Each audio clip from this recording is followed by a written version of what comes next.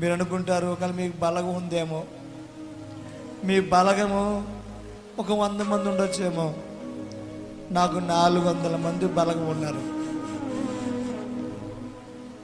నేను అవసరంలో ఉన్నప్పుడు, బాధల్లో ఉన్నప్పుడు 400 మంది కూడా సూదులతో కూర్చున్నట్టు, దెబ్బలతో కూర్చున్నట్టు మాట్లాడుతుంటే నాకు ఈ బతికెందుకయ్యా, ఈ పోరాటంలో నేను ఓడిపోతున్నాను, నేను బతకను నాయనా అని చెప్పి రైలు పట్టాల మీద చచ్చిపోదామని పొడంపాడు రైలు పట్టాల మీద నడుచుకుంటూ పోతుంటే నా దేవుడు అంటున్నాడు, నా బిడ్డ నెహెమ్యా, ఇంత మాత్రానికే నువ్వు బాధపడితే నీకోసం నేను ఎంత బాధపడ్డానో తెలుసా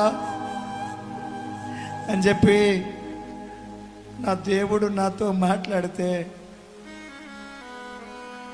సావకుండా నన్నేం చేయమంటావయ్యా, నేను లక్షల రూపాయలు చేబదులిస్తే ఎగ్గొట్టారు, లక్షల రూపాయలు కమిషన్ కొట్లో డబ్బులు పెట్టుబడి పెడితే వాడు భాగం లేదని నెట్టేశాడయ్యా.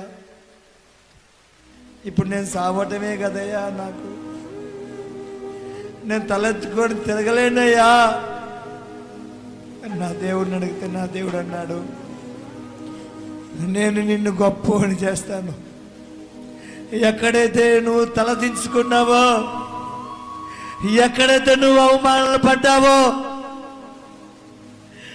నిన్ను అక్కడ ఒక గురువుగా ఉంచుతాను, అక్కడ నిన్ను ఒక ఆత్మీయ తండ్రిగా ఉంచుతాను అన్న నా దేవుడు నా మీద శ్రద్ధ చూపించి నాకు వాగ్దానం ఇచ్చాడు.